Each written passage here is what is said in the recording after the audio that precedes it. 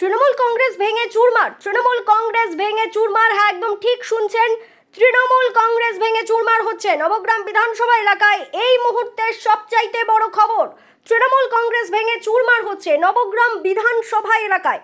আজ মুর্শিদাবাদ জেলার নবগ্রাম বিধানসভার মহরুল গ্রাম পঞ্চায়েত এলাকায় কংগ্রেস প্রার্থী হিরু হালদারের সমর্থনে র্যালি চলাকালীন মহরুল গ্রাম পঞ্চায়েত এলাকায় প্রায় 70 থেকে 80 জন যুবক ছেলে, সকলেই তারা কংগ্রেস প্রার্থী হিরু হালদার ও কংগ্রেস নেতৃত্বের হাত ধরে তারা তৃণমূল ছেড়ে কংগ্রেস দলে যোগদান করেন। এই যোগদানের ফলে অনেকটাই শক্তি বৃদ্ধি ঘটল কংগ্রেস দলের। এই বিষয়ে আরও কি বলছেন শোনাবো আপনাদের। এই ভিডিওটি যারা দেখছেন, ভিডিওটি শেয়ার করবেন, চ্যানেলটি লাইক করবেন আর সাবস্ক্রাইব করবেন। আই লাভ মাই ইন্ডিয়া, মেরা ভারত মহান। নবগ্রামের মহরুল অঞ্চল থেকে আজিমুদ্দিন শেখের রিপোর্ট, আখেরিগঞ্জ নিউজ। এই আমাদের আজকে র্যালি ছিল। আপনারা জানেন যে ভোটের প্রচার চলছে সর্বদলীয়ভাবে। তার সঙ্গে আমাদেরও কংগ্রেসের কর্মী নেতৃত্ব কেউ পিছিয়ে নেই। র্যালি করতে করতে এই বটগাছের নিচে, আমাদের তো আর বিরিয়ানি এইসবের ব্যবস্থা নাই, তাই কর্মীরা এখানে মুড়ি আর ছোলা সিদ্ধর ব্যবস্থা করেছিল। এই নেতৃত্ব ভাইগুলো সব আমরা খাওয়া দাওয়া করে আসছি। কিছু যুবক ছেলে, আমি ওই গাছের গোড়ায় খাচ্ছিলাম বসে বসে আলাদাভাবে, ফোন টোন করছিলাম, সবাই চিৎকার করছিল। ওখানে গিয়ে বলছে যে দাদা আমরা কংগ্রেস করব, আমরা কংগ্রেসে জয়েন করব। আমি বললাম ভোটের নাম আছে তো সবার? বললো হ্যাঁ হ্যাঁ সবার আছে, আমরা একবার করে ভোট দিয়েওছি। তাহলে চল, তাহলে ওখানে কংগ্রেস নেতৃত্ব আছে, জয়েন করবে। এই তো ব্যাপার। যুবরা যখন কংগ্রেসের দিকে আসছে, কমসে কম মুর্শিদাবাদ থেকে সাম্প্রদায়িক দল বিজেপি আর তৃণমূল এখান থেকে মুছে যাচ্ছে। এটা আমি দায়িত্ব নিয়ে বলতে পারি। ধর্মীয় বিভেদ, ধর্মীয় যখন ধর্মকে রাজনীতির মধ্যে নিয়ে নেবে, তখন কিন্তু ভবিষ্যৎ অন্ধকার।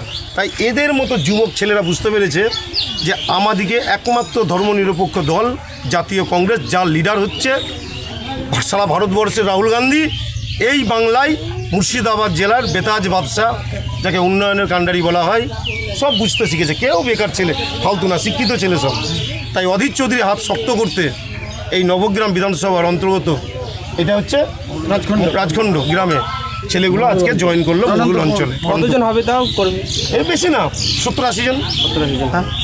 আজকে বিভিন্ন এলাকায় ঘুরলেন, র্যালি করলেন, কেমন সারা পেলেন? খুব ভালো পরিবর্তন। অবশ্যই মানুষকে তো আমি বলছি যে আমাকে একবার কাজ করার সুযোগ দিন, একবার। আমি আপনাদের দেওয়া ভালোবাসা, আপনারা ভোটে জিতাবেন, তারপরে শাসক দলের কাছে বিক্রি হয়ে যাবো। যেই শাসকে থাক, আমি বিক্রি হব না, আপনাদের অধিকারের জন্য লড়াই করব। কারণ আমার লিডার অধীর চৌধুরী, সে আমার সঙ্গে আছে। আমি না পারলে দাদা আছে।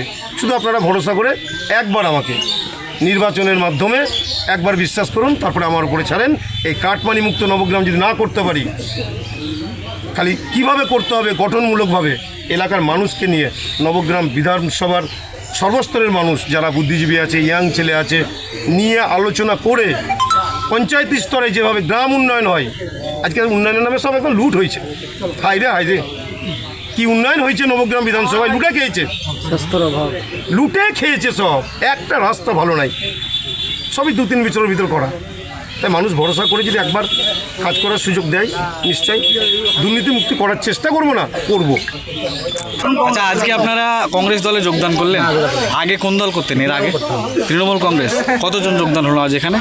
আমরা 60 জন আছি। সবাই কি যুব সম্প্রদায়ের? কি গ্রাম আপনাদের? গ্রামের নাম? আপনাদের অঞ্চলের নাম?